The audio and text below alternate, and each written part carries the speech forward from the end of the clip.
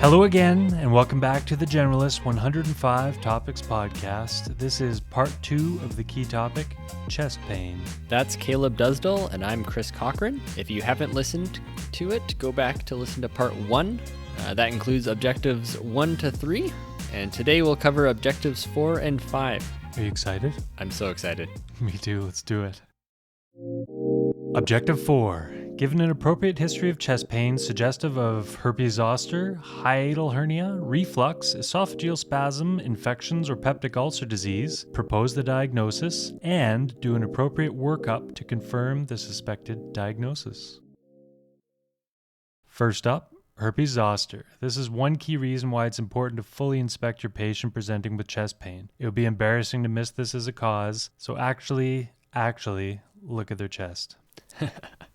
As you know, this is due to reactivation of latent varicella zoster from childhood chickenpox, and it's been lying around in wait in the ganglion of the spinal nerve. The presentation usually involves pain or dysesthesia, preceding visual evidence by 3 to 5 days, and this is followed by erythematous papules, which progress to clusters of vesicles on an erythematous base. And remember the pathophysiology. These will always present in a dermatomal area, most often thoracic, but can also be in the trigeminal branches of the face. These vesicles turn to pustules and then crust over in about 1 week. The diagnosis is going to be clinical based on the history of chickenpox or previous shingle flares and the appearance of the lesions. A swab could be taken from a freshly opened vesicle for gnat, but this really isn't necessary. If the first or second branch of the trigeminal nerve are involved, have a close look at the eyes for dendritic lesions. Management. This is a self-limited condition, but long-term neuralgic pain can persist. Antivirals can help with reducing healing time, decreasing new lesion formation, and reducing risk of post-herpetic neuralgia. Which sounds awful. Terrible.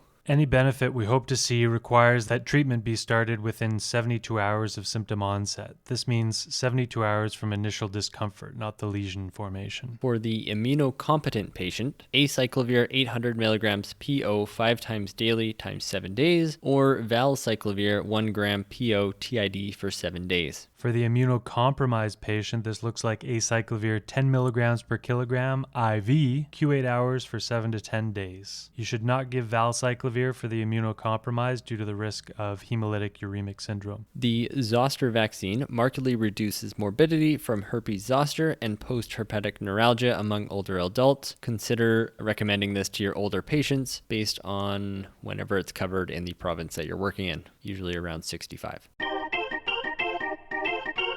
Next up, hiatal hernia. This is a protrusion of the stomach up through the diaphragm. Most of these are asymptomatic, and they're most often discovered incidentally, but they can increase the incidence of acid reflux symptoms. The sliding hiatal hernia is the most common, and the paraesophageal variety is less common. The connection between symptoms and the hernia are not entirely clear. In fact, over 40% of cases are discovered incidentally on X-ray, and definitive diagnosis, particularly for smaller ones, is with barium swallow. These patients are clinically going to present generally asymptomatically, but they can get retrosternal chest pain. An occult or massive GI hemorrhage can occur with either type, and the paraesophageal type is at risk of incarcerating and strangulating as a rare complication, so do keep this in the back of your mind. The management of this is with either a PPI or an H2 blocker. Asymptomatic sliding hiatal hernia requires no intervention, aside from the symptom management for the GERD. A paraesophageal hernia should be reduced surgically because of the risk for strangulation.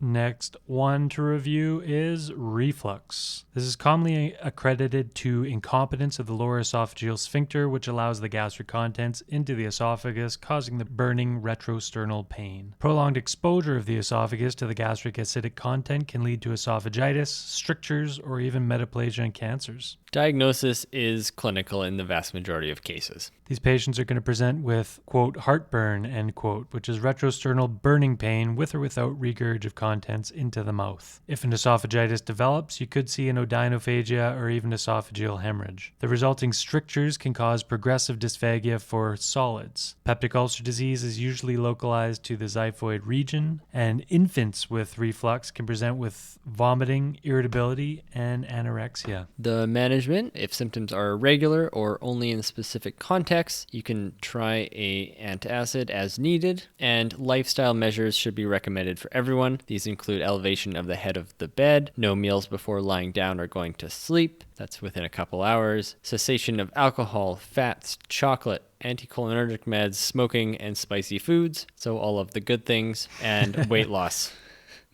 Most often a trial of a PPI or an H2 blocker is used, and if they respond, the diagnosis is presumed. Those unresponsive to empiric therapies above may require endoscopy to assess for structural complications, with a biopsy to assess for H. pylori infection, as well as dysplasia suggesting Barrett's esophagus. Just as a bit of a side note prompt, based on a recent CMAJ publication that you may have seen, the Canadian Task Force recommends not screening folks with chronic GERD for Barrett's or adenocarcinoma. Oh, thank you. Esophageal spasms can occur, giving upper abdominal or chest pain, and they may be related to reflux. They will not kill you, so rule out all the other causes first before landing on this diagnosis.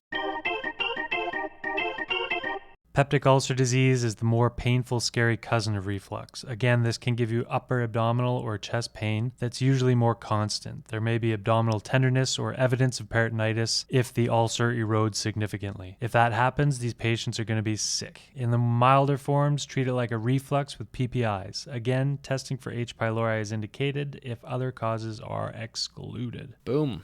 Now, Objective 5. Objective 5. Given a suspected diagnosis of pulmonary embolism, do not rule out the diagnosis on the basis of a test with low sensitivity and specificity, and begin appropriate treatment immediately.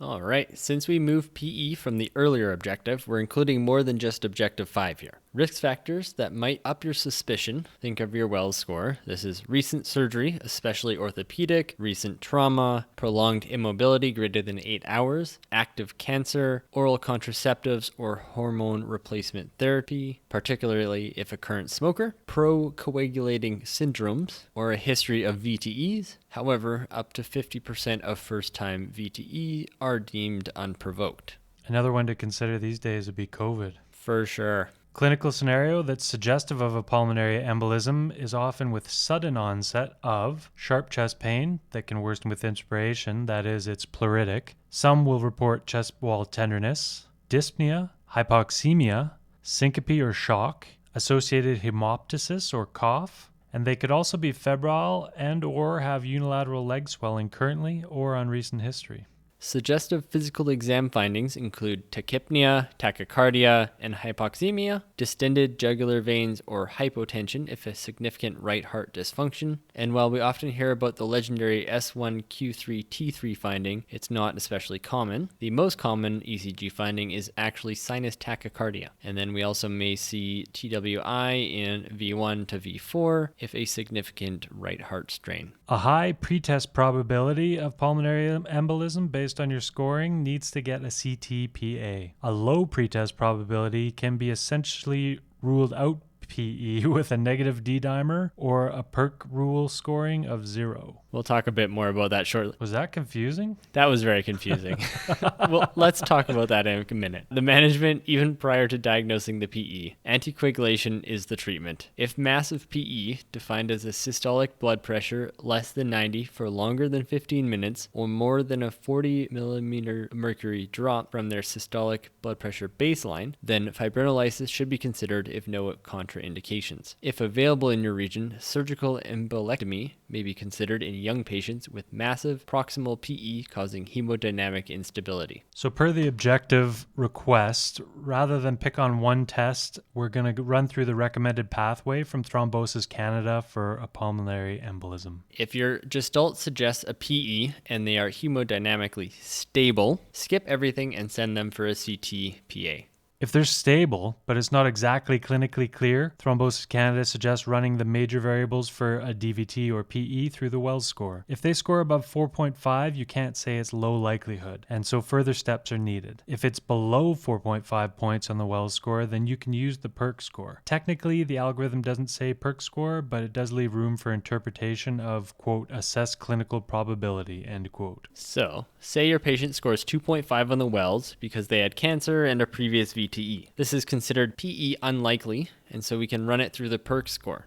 Now, the PERC is a rule-out score, so it's very sensitive. If your patient scores 0 here, we can comfortably exclude a pulmonary embolism as less than 2% likely. However, if your patient with low pretest probability based on the Dusdal/Wells score gets even 1 point on the PERC, then you need to get a D-dimer. This is quite sensitive and can also rule out a PE if it is negative. The cutoffs that have been used are age times 10 micrograms per liter for patients over 50 years old, or 500 micrograms per liter for everyone under the age of 50 years. Now you've done this, and if your D-dimer is positive or above those thresholds, you're then going to need to get a CTPA. If your Wells score was high probability, that is greater than 4.5 points or higher, you're going to go straight to CTPA because this is the best test for a pulmonary embolism. This algorithm also includes an arm for if they can't be sent to the CT because they're too unstable for an in-hospital CT, or because they're unstable and your site doesn't have a CT scanner and they need a transfer. In these cases, you'll need to use all of your other means for diagnosing a PE like POCUS and ECG, and then make some hard decisions regarding treatment with a thrombolytic. And that brings us to management of PEs. This is for the begin appropriate treatment immediately. Unless bleed risk is high, such as the patient is having active bleeding or they're immediately post-op, quick-acting anticoagulation should be initiated for anyone with high probability of pulmonary embolism. That means before the confirmatory testing with CTPA is done. If they have low or intermediate pre-test probability, then this can be held as long as testing can be done shortly, usually within 24 hours for low risk or 4 hours for intermediate risk. The anticoagulation options are, if you're considering thrombolysis for hemodynamic instability, then IV unfractionated heparin is preferred. Otherwise, a DOAC as monotherapy is generally preferred, say apixaban or rivaroxaban. If, for whatever reason, you're going to try out dabigatran or doxaban, you need to use a low molecular weight heparin bridge, and you'll also need this bridge if you're going to go to warfarin. Low molecular weight heparin monotherapy is still recommended for patients with active cancer. All VTEs need to be treated with anticoagulation for at least 3 months, unless there's no apparent trigger or if it is recurrent, in which case they're going to need longer treatment. Talk to your hematology colleagues for this. The link to the algorithm and images from Thrombosis Canada will be in the show notes. That's it. That's a wrap. Woo! Shout out to you fellow generalists who have reached out to help. We're excited to show you what they've made in the coming months, and also to those who have put up some 5-star ratings on the Apple Podcast app. Very much appreciated. Thank you guys. Thank you for everyone making this happen. Thank you. It's beautiful. We're, running up on 15% of episodes done. Very exciting. Pretty much done. We'll see you next time. Bye, guys.